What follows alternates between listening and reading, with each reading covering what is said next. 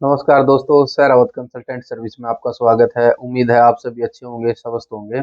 आज मैं जिस टॉपिक पर बात करने वाला हूं वो है सेविंग अकाउंट। सेविंग अकाउंट आम आदमी के लिए बहुत ज़रूरी है, जो कहीं जॉब करता है या कहीं छोटा मोटा काम करता है। तो उसके लिए सेविंग अकाउंट बहुत ज़रूरी है ताकि वो अपनी सेविंग को मेंटेनेंस कर सके और उसके साथ साथ कुछ उस सेविंग पर इंटरेस्ट मिल सके। तो हमें सेविंग अकाउंट ओपन करते समय बहुत सी बातें हैं जिनका ध्यान रखना चाहिए ताकि फ्यूचर में जाकर हमें कोई प्रॉब्लम ना हो।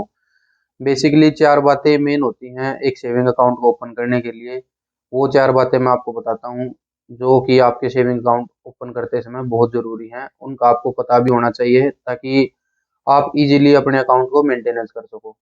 सबसे पहले ज़रूरी ये है कि जहाँ पर आप रहते हो वहीं उसी बैंक की ब्रांच होनी चाहिए ताकि आप आसानी से वहाँ पर जा सको। और वहाँ का स्टाफ कैसा है, बैंक का बिहेवियर कैसा है आपके प्रति, भाई वो आपको टाइम देते हैं, आपकी कोई अगर क्वेरी होती है वो उसके लिए कितना समय देते हैं। और उसके साथ साथ अगर फ्यूचर में आपको कोई काम होता है तो वो आपके साथ कितना कोऑर्डिनेट करते हैं। ये एक सेविंग अकाउंट ओपन करते समय बहुत मेन पॉइंट होता है कि जैसे आप गए और आपके साथ वहाँ अगर कोई टाइम पर बात करने के लिए अवेलेबल नहीं है या आपसे आपकी जो भी समस्या है मतलब उससे संबंधित अगर वहाँ पर कोई कोऑर्डिनेट नहीं करता है तो उस बैंक में सेविंग अकाउंट ओपन करने का कोई फायदा नहीं है। दूसरा मेन पॉइंट आता है उस बैंक में जहाँ आपने सेविंग अकाउंट ओपन किया है या कर रहे हो उसके आसपास एटीएम कितने हैं नियर अबाउट में, उस सिटी में या कस्बे में या गांव में, क्योंकि बैंक का भी एक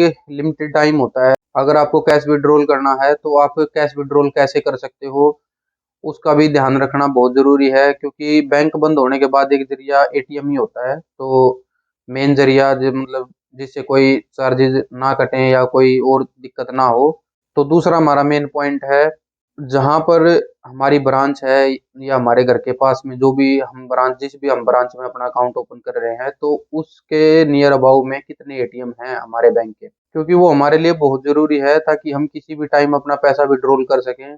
अगर हमें कोई इमरजेंसी है या कोई भी हमें पैसे की रिक्वायरमेंट है तो हम आसानी से जाकर कैश विड्रॉल कर सकते हैं, क्योंकि बैंक का कुछ टाइम पीरियड होता है ओपन होने का, लेकिन उसके बाद तो हमें अगर कैश चाहिए तो हम एटीएम से इजीली निकाल सकते हैं। तीसरा बड़ा पॉइंट आता है निकल कर कि बैंक के चार्जेस क्या हैं। जैसे कुछ बैंक हैं जिनके मंथली चार्जेस होते हैं, कुछ बैंक होते हैं एनुअली चार्जेस होते हैं, जैसे डेबिट कार्ड का चार्ज होता है या फिर उनके कुछ अदर चार्जेस होते हैं। तो हमें उन सब के बारे में भी अकाउंट ओपन करने से पहले पता होना चाहिए कि उनके क्या चार्जेस हैं, महीने में पे करने हैं या साल में पे करने हैं। उन चीज़ों का भी हमें ध्यान रखना बहुत ज़रूरी है। उसके बाद फोर्थ पॉइंट आता है कि आप जिस भी बैंक में अपना सेविंग अकाउंट ओपन कर रहे हो वो आपको इंटरेस्ट कितना दे रहा है।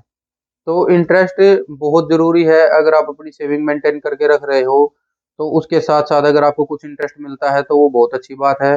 गवर्नमेंट बैंक में कम इंटरेस्ट होता है, प्राइवेट बैंक होते हैं जो उसमें ज़्यादा इंटरेस्ट होता है। तो आप इन चार बातों का ध्यान रखकर अपना सेविंग अकाउंट चूज करो जो आपके नियर अबाउट में हो ताकि आप वहाँ इजीली विजिट कर सको। इसके साथ साथ एक अदर पॉइंट मैं और आपको बता देता हूँ।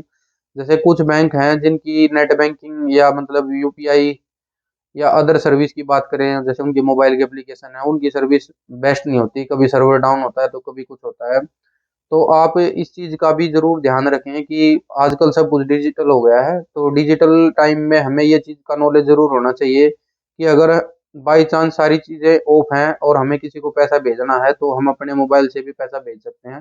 तो हमें ये चीज़ भी नॉलेज में रखना है कि इन सब चीज़ों को जो भी अच्छे से प्रोवाइड कराता है उस बैंक में आप सेविंग अकाउंट अपना ओपन करो। उसके अलावा जो ग्रामीण क्षेत्र होता है वहाँ ऑप्शन कम होते हैं क्योंकि वहाँ ब्रांच कम होती हैं, लेकिन जो शहर का एक क्षेत्र होता है जैसे मेट्रो सिटी है वहाँ पर ऑप्शन ज़्यादा होते हैं, बहुत सारे बैंक होते हैं और उनकी बहुत सारी ब्रांचें होती हैं। तो यहाँ पर आप आसानी से चूज कर सकते हो, लेकिन ग्रामीण क्षेत्र में ये चूज करना थोड़ा सा मुश्किल हो जाता है क्योंकि वहाँ पर लिमिटेड बैंक होते हैं।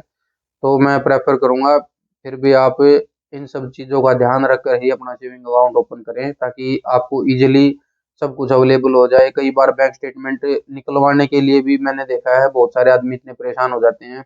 कई बार उनका प्रिंटर खराब हो गया बैंक वालों का, कई बार सर्वर डाउन है। तो हमें इन चीज़ों का ध्यान रखना चाहिए, आज के समय में हमारी ज़रूरतें बन गई हैं। तो इन चीज़ों को आप ध्यान रखकर ही अपना अकाउंट ओपन करें ताकि आपको अपना पैसा सेविंग करने में और बैंक की सर्विस में कोई प्रॉब्लम ना हो।